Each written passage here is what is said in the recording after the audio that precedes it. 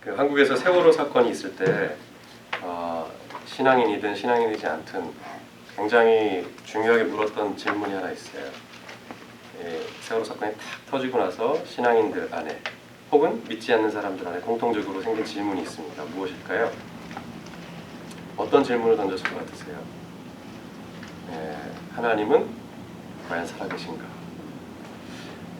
17, 18 애틴 아이들이 기대에 부풀어 배낭을 메고 수학여행을 떠났는데 거기서 불의의 사고를 만나고 목숨을 건질 수 있음에도 불구하고 구할 수 없었던 그 사건을 보면서 많은 크리스찬들이 또 믿지 않는 사람들도 하나님이 계신가? 라는 질문을 던졌습니다. 왜 이런 질문이 나왔을까요? 하나님이 계시다면 왜 우리에게 이런 일이 일어나느냐? 왜 우리 사회에 이런 끔찍한 일이 벌어지느냐? 라고 물을 수밖에 없었기 때문이죠. 참 놀랍게도 근데 하나님은 우리가 TV에서 봤던 것처럼 슈퍼맨처럼 등장하지 않으세요. 그죠? 여러분 뭐 이제 신앙 상담하고 그러면 다 듣게 되는 이야기고 아마 잘 아실 텐데 부도난 사업체를 바라보면서 멍하니 앉아 있어야 되는 경우가 있고 또 가족 중에 누가 아파서 응급실에 달려가서 그 자리에서 아무것도 못하고 눈물 흘리며 주저앉아 있어야 될 경우가 있거든요. 우리의 삶에서 끊임없이 불행과 아픔과 불의와 악한 일들은 끊임없이 우리 주변에서 일어나요. 이런 일들이 일어나면서 우리는 당황하죠. 왜요? 성경에서 배웠던 하나님, 구원하신 하나님, 기적을 베푸신 하나님, 놀라우신 하나님이 부재한 것처럼 느껴지기 때문에 그렇습니다. 과연 하나님 어디 계신 걸까요? 우리가 고통스러운 일을 겪을 때마다 악하고 불의한 일을 볼 때마다 묻게 되는 이 질문 속에서 오늘 성경을 통해 같이 한번 답을 찾아봤으면 좋겠습니다. 하나님 어디 계신가? 하나님 왜 이런 고통과 악에 대해서 침묵하시는가? 거기에 대한 대답이 오늘 여기 나와 있는데요. 성경을 이런 관점으로 좀 읽겠는데 16절, 17절 먼저 같이 좀 읽겠습니다. 뭐 잘 아시는 본문이죠. 천사와 하나님이 아브라함을 찾아왔습니다. 찾아온 이유가 뭡니까? 성경은 뭐라고 얘기하죠? 17절에 내가 하려는 것을 아브라함에게 숨기겠느냐 이렇게 얘기하고 있죠. 이게 굉장히 중요한 시작입니다. 굉장히 중요한 포인트예요. 우리는 기도하면 내 이야기를 하나님께 해야 된다. 들릴 수 있게 크게 해야 된다. 기도의 어떤 이런 요소들을 생각합니다. 하나님 앞에 내 기도가 들리겠지. 기도하는 자리에서 항상 이 생각을 하거든요. 근데 오늘 성경은 반대로 얘기하고 있어요. 17절에 뭐라 그러죠? 하나님과 만나는 자리. 그 안에서 아브라함의 기도를 들으시는 것 전에 그 관계 속에서 무엇이 먼저 시작되죠? 내가 하려는 것을 알려주겠다. 이게 굉장히 중요한 포인트라고 생각이 들어요. 우린 깊이 기도하면 내 마음을 털어놓는 것 이렇게 생각하지만 사실 깊이 기도하면 하나님 마음을 듣게 됩니다. 하나님 무엇을 하시려는지를 알게 돼요. 이게 진정한 인격적인 사귐이에요. 일반 다른 어떤 종교나 인간이 만든 신과 달리 성경의 하나님은 이렇게 인격적으로 다가오세요. 내가 얘기할 수 있을 뿐만 아니라 당신의 마음과 생각을 들려주는 관계 속으로 초대되었음을 늘 알리시죠. 자, 그러면 그 관계 안에서 하나님이 알리시는 걸 뭘까요? 20절에서 21절 조금 내려와서 또 보시죠. 무엇을 말씀해 주시죠? 하나님과 친밀한 관계 속에 있습니다. 아브라함을 특별히 부르셔서 아브라함을 만나셨습니다. 아브라함의 이야기를 들으실 뿐만 아니라 오히려 자신이 무엇을 행하시려는지를 알려주십니다. 이런 관계 속에 놓였죠. 그 관계 안에서 뭘 말씀하시죠? 소돔과 고모라의 죄악 그리고 그 심판에 대한 이야기 이것을 얘기하세요. 이게 참 놀라운 겁니다. 여기도 중요한 포인트인데 우리는 기도하면 내 개인적인 소원과 내 개인적인 필요에 응답하실 거야. 일반적으로 신자들이 많이 이렇게 생각하죠. 근데 지금 아브라함과 하나님 사이에서 이 친밀한 관계 안에서 벌어지는 것은 뭐죠? 아브라함 개인에 대한 이슈가 아니고 세상에 대한 이슈였습니다. 하나님이 지금 마음에 관심에 두고 있는 것, 하나님이 하시려는 것, 그것은 바로 이 세상에 대한 이슈였어요. 신앙이 좋으면 자꾸 산으로 도피하려고 그래요. 그죠? 기도원에 가야겠다, 금식해야겠다, 좋은 것입니다. 하나님을 친밀하게 대하는 것 좋은 것입니다. 그러나 그 하나님과의 그 친밀한 관계에서 충분한 공급과 힘을 얻었다면 우리가 바라봐야 될 대상, 바라봐야 할 곳은 어딜까요? 우리가 발딛고 있는 세상입니다. 성령 충만해서 공중에 붕붕 떠다니는 게 아니고 성령 충만하게 바라봐야 할 것은 하나님이 심판하시려는 세상, 깨어진 세상이다 라고 얘기하고 계시는 거죠. 하나님은 개인에 관한 이야기를 하지 않고 도시에 관한 이야기를 하고 계세요. 같이 옆에 더불어 사는 이웃 동네에 대한 이야기를 하고 계시다 라는 것이 굉장히 중요한 포인트예요. 자, 그렇다면 왜 이런 얘기를 하실까요? 조금 더 찾아보고 싶지 않으세요? 왜 도시에 대해서, 세상에 대해서 아브라함에게 보이셔야 할까요? 23절부터 25절 조금 더 읽겠습니다. 예, 왜 아브라함이 자신과 상관없는 소돔과 고모라의 죄악과 그 현실에 대해서 들어야만 했을까요? 하나님은 왜 아브라함에게 이 얘기를 하셔야만 했을까요? 이 대화 때문이죠. 이 대화가 뭐죠? 예, 구원을 요청하는 기도 때문에 그렇습니다. 자신과 전혀 상관없다고 생각했던 그 세상에 대한 고통, 아픔에 귀를 닫지 않고 귀를 열고 그 고통에 참여하고 그들을 구원하고자 하는 기도의 청원을 듣고자 하나님이 아브라함에게 소돔과 고모라에 대한 이야기를 하신 거죠. 그렇게 대화가 계속되고 있는 것입니다. 아브라함이 전혀 상관없이 바라봤던 이웃 소돔과 고모라에 대한 이야기를 듣고 이제 하나님과의 그 대화가 시작돼요. 더 나아가서는 구원에 대한 청원이 시작되죠. 근데 어떻게 이야기가 계속되죠? 잘 아시겠지만 23절에는 의인과 악인을 어떻게 같이 멸하시겠습니까? 이렇게 시작돼요. 이게 무슨 얘기죠? 윤리적인 이슈가 제기되는 거죠. 악인이 득세하더라도 의인들이 있다면 같이 공멸시켜서는 안 되지 않습니까? 윤리적인 하나님이라면 그렇게 하실 수 없습니다. 정확하게 하나님의 구원을 요청하는 측면에서 윤리적인 부분을 짚습니다. 더 나아가서 24절에는요. 의인 50명이 있으면 멸망하시겠습니까? 이건 어떤 의미일까요? 연대적인 사명이죠. 의인이 있는데 같이 멸하실 수 없습니다. 의인이 한둘이라도 있다면 그들 봐서라도 이 죄인 다수를 용서해 주십시오. 정확하게 하나님의 성품을 아는 거죠. 공의로우신 하나님, 선하신 하나님, 좋으신 아버지. 아브라함이 소돔과 고모라에 대한 구원의 청원을 시작했는데 윤리적인 이슈로부터 연대적인 사명에 이르기까지 하나님의 성품에 정확하게 호소하는 기도를 하고 있었던 거죠. 여기에 대한 하나님의 대답은 뭐죠? 공감하시고 동의하시는 내용을 얘기하세요. 26절인데요. 여호와께서 이르시되 내가 만일 소돔 성읍 가운데 의인 50명을 찾으면 그들을 위하여 온 지역을 용서하리라. 타당하다는 거죠. 연대적 사면이 가능하다. 의인이 있다면 죄인의 다수가 있더라도 그 도시를 심판하지 않겠다. 이렇게 얘기하죠. 그래서 아브라함은 점점 더 적은 숫자를 얘기합니다. 몇 명까지 내려가죠? 32절에 10명 의인이 있으면 어떡하시겠습니까? 당시에 문화로 봤을 때 최소한의 숫자입니다. 최소한. 최소한 그 10명이 있다면 그 도시 멸망하시겠습니까? 라고 얘기해요. 정말 소돔과 고모라의 의인 10명이 있다면 하나님 멸망시키지 않을 거다 라고까지 약속하세요. 자, 그렇다면 그 다음 이야기는 어떻게 됐을까요? 소돔과 고모라 이야기 처음이신가요? 어떻게 됐죠? 어떻게 됐어요? 아브라함도 궁금했어요. 아침에 일찍 일어나자마자 소돔 쪽을 바라봅니다. 어떤 내용이 나오죠? 같이 읽겠습니다. 27절이죠? 19장 27절. 결과가 어떻습니까? 멸망했습니다. 심판을 받았습니다. 그 이유는 뭘까요? 의인 10명이 없는 거죠. 아브라함도 기대에 차서 바라봤을 거예요. 그러나 그 다음날 본 것은 모든 생명이 사라진 참혹한 현장이었습니다. 아브라함이 이쯤 되면 어떤 생각을 하고 있을까요? 연기가 피어오르는 소돔과 고모라를 보면서 아브라함 무슨 생각을 하고 있을까요? 구태의 소돔과 고모라에 대한 이야기를 들었고 또 하나님의 성품에 호소하는 기도, 중보기도까지 했는데 결과는 참혹한 심판이었습니다. 이런 현장을 보면서 아브라함은 무슨 생각을 해야만 했을까요? 한 번 더 물어볼 걸. 네, 한 번 더 물어볼 걸. 이게 보통 이제 우리가 생각할 수 있는 조금 더 낮출 걸. 네, 그렇게 생각할 수 있는데 무슨 생각을 했을까요? 하나님은 실제적으로 세상에 존재하는 악과 불의에 대해서 심판하십니다. 다루세요. 내버려 두지 않으세요. 깨어진 세상을 버려두지 않고 간섭하시는 분이세요. 근데 더 중요한 건 뭘까요? 악을 다루시는 하나님의 정의가 있습니다. 근데 더 중요한 건 뭘까요? 우리가 놓쳐왔던 건데 19절, 처음에 읽었던 구절이에요. 19절 같이 한번 읽을까요? 19절, 18장 19절 굉장히 중요한 구절입니다. 아브라함이 뭘 떠올려야 됐을까요? 이게 소돔과 고모라 중보기도가 시작되기 전에 주셨던 부르심이거든요.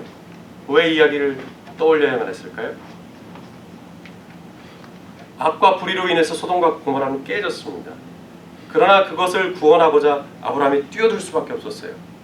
불쌍해서, 안타까워서, 안쓰러워서, 롯이 있기 때문에. 뭐 여러 가지 이야기할 수 있겠지만 이 19절이 거기에 대한 설명입니다.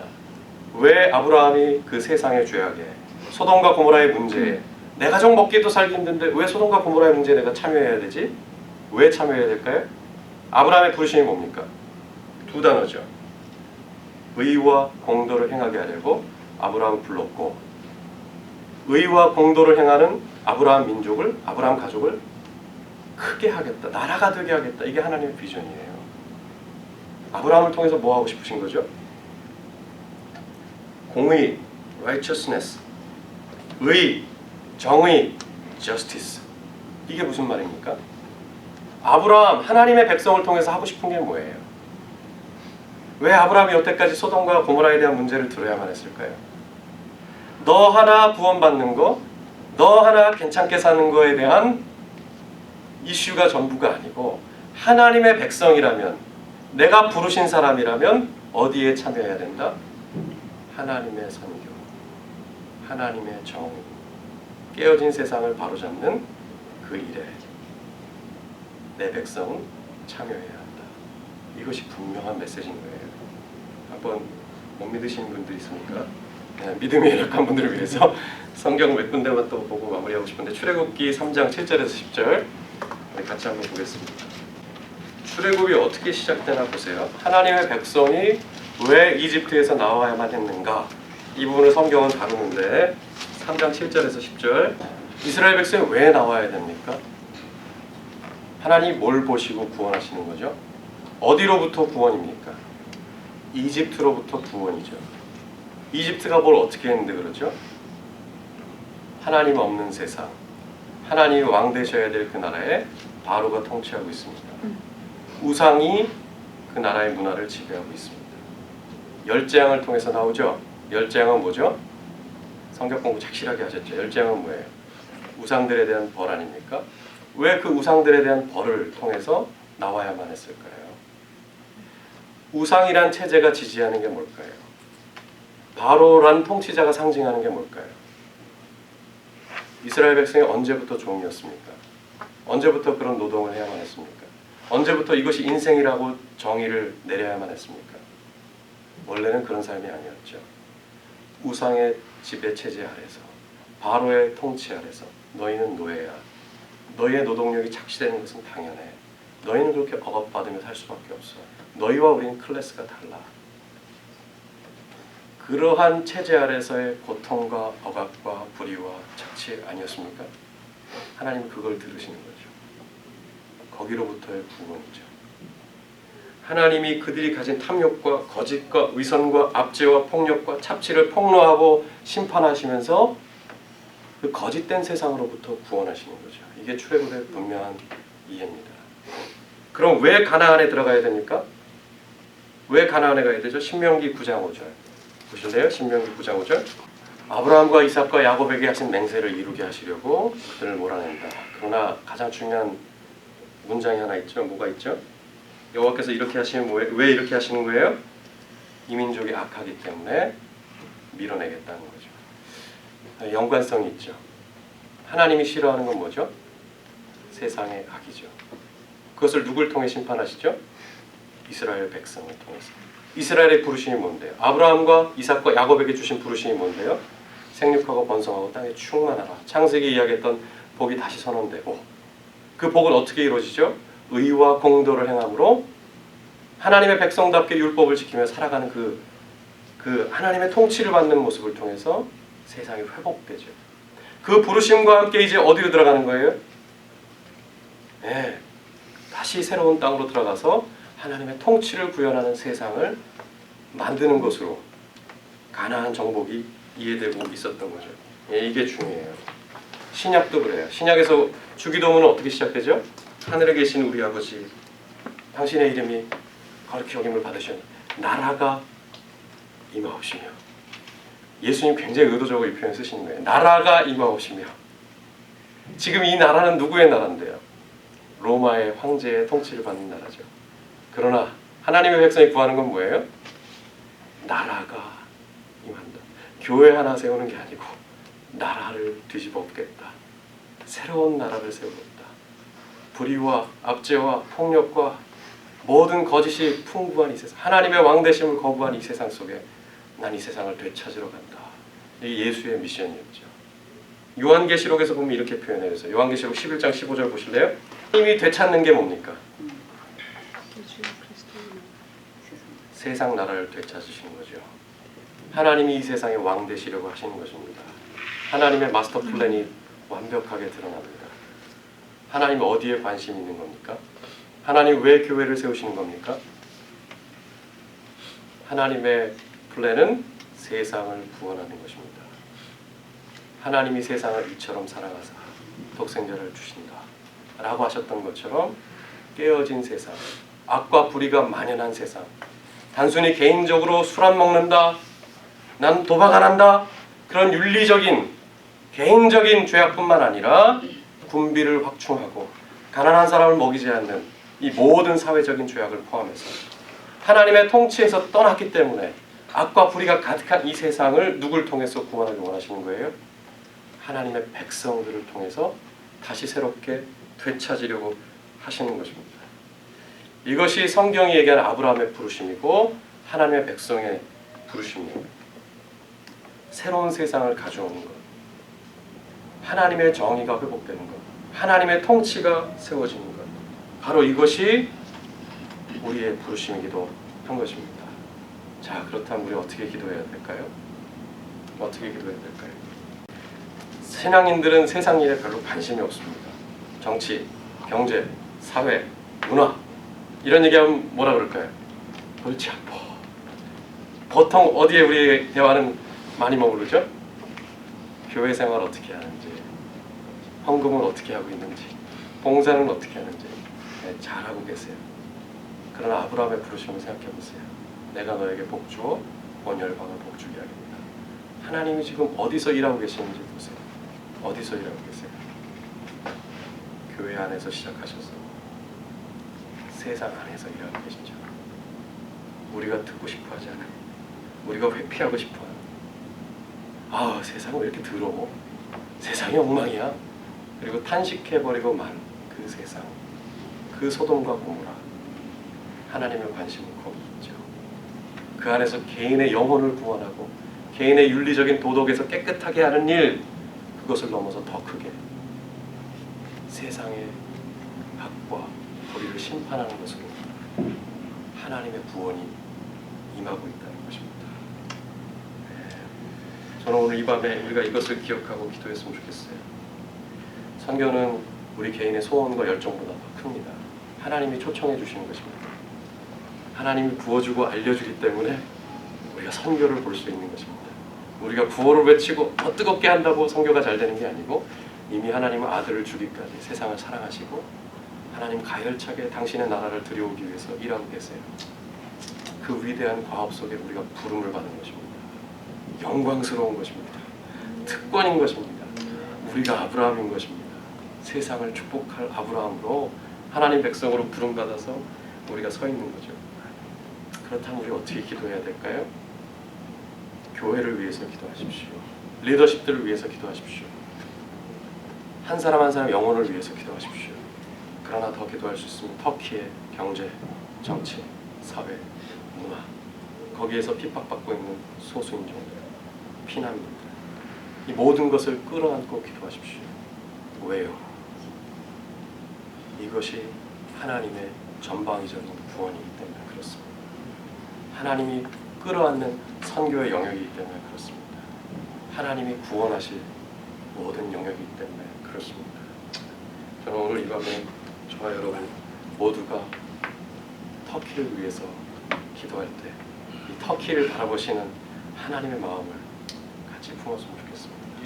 완전히 깨어져서 아브라함을 앉혀놓고 얘기할 수밖에 없었듯이 오늘 기도하는 시간에 여러분 각 사람에게 이야기할 수밖에 없는, 호소할 수밖에 없는 하나님의 마음이 전달되었으면 좋겠습니다. 그리고 그것을 통해서 깨어진 세상을 구원하게 해달라는 청원과 호소가 저와 여러분의 기도였으면 좋겠습니다. 아멘. 기도하겠습니다.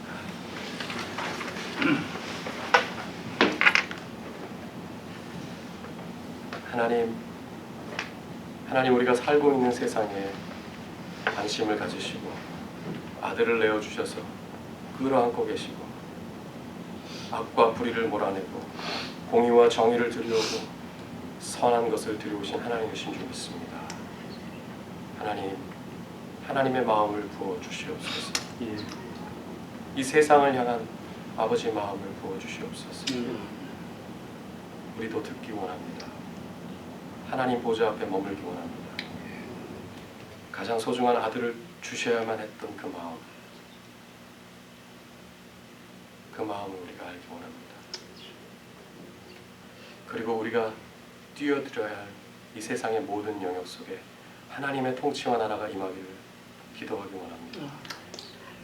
하나님, 우리의 청원이 하나님의 뜻에 합당하기 원합니다. 그리고 의인들이 일어나기를 기도하기 원합니다. 하나님의 의인들, 하나님의 백성들이 불꽃같이 일어나 터키를 구원하시고 터키를 사면하시고 터키를 회복해 하실 그 꿈을 같이 꾸기 원합니다. 오늘도 우리와 앞서 일하시는 주님을 찬양합니다. 우리가 말씀해 주신 것에 감사하며